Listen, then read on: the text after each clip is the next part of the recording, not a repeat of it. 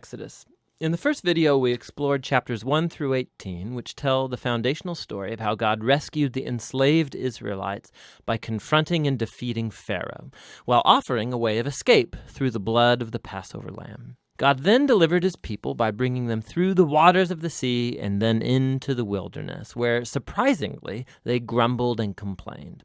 Now, the second half of the book of Exodus opens as Moses leads Israel to the foot of Mount Sinai, where God invites the nation of Israel to enter into a covenant relationship. And here we reach another key moment in the biblical storyline, because this is picking up and developing God's promise to Abraham. So remember, from the book of Genesis, God promised that through Abraham's family, somehow he would restore his blessing to all of the nations. And here we find out more. God says that if Israel obeys the terms of the covenant, they will be so shaped by God's laws and teaching and justice that they will become a kingdom of priests, which means that they will become God's representatives and show all of the other nations what God is truly like.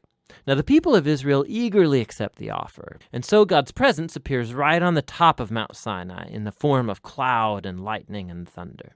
And Moses goes up as their representative, and God opens with the basic terms of the covenant, the famous 10 Commandments. These are like the basic terms of the agreement, how the Israelites and God are going to relate to each other. And then after this come another collection of commands which fill out the first 10 in more detail. There are laws about Israel's worship, about social justice, how they are to live together, all shaping Israel into a nation of justice and generosity that's different from the other nations. So Moses writes down all of these laws, and he brings them down to the people who, again, eagerly agree to enter into this covenant with God. And once they do so, God takes the relationship forward another step. He tells Moses that he wants his holy and divine and good presence to come and dwell right in the midst of Israel, which develops another aspect of God's covenant promises. So remember, after humanity's rebellion in the garden, it was access to God's presence that was lost. But now it's through the family of Abraham that God's presence is becoming once again accessible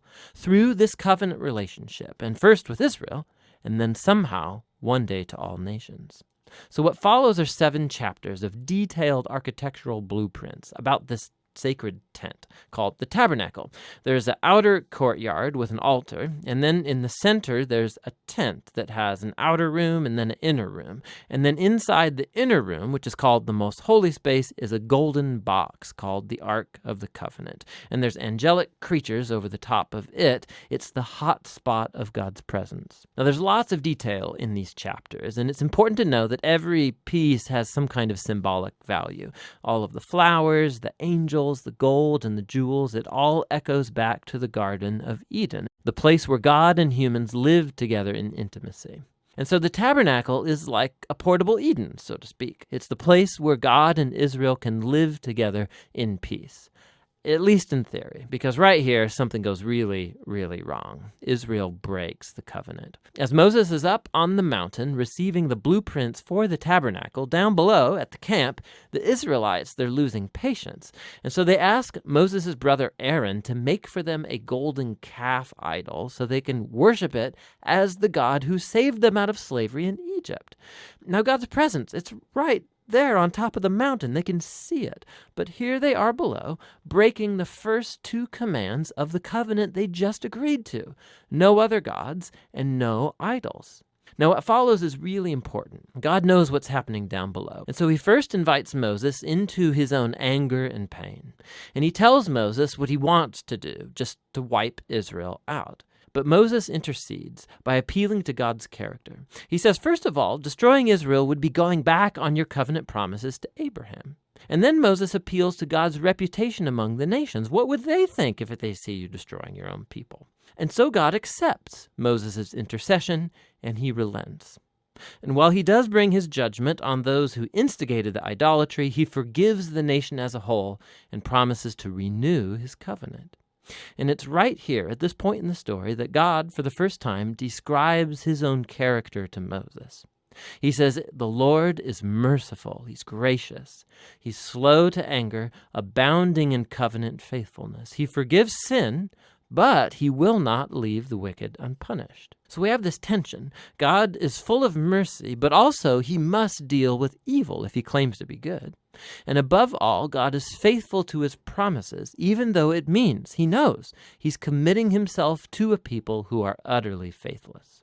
And so after renewing the covenant with Israel, God commissions Moses to go ahead and build the tabernacle. And once again, we get 5 long chapters describing in detail the construction of the tabernacle. And it all comes together in the final chapter where the tabernacle's finished. God's glorious divine presence comes and hovers over the tent, and our hopes are high. And so Moses, he goes right up to enter into the tent, and he can't. He actually can't go in. And that's how the book ends. It's really surprising, but not really if you think about it. You can see now how much Israel's sin has damaged the relationship with God in more ways than we realized. So the book opened, remember, with Pharaoh's evil threatening Israel and threatening God's covenant promise. But now, as the book ends, Israel has become its own worst enemy. It's their sin that's threatening the future of the covenant. And so the question as the book closes is, how is God going to reconcile this conflict between his holiness and his goodness and his presence with the sinful corruption of his own covenant people? The solution to that problem is what the next book is about. But for now, that's the book of Exodus.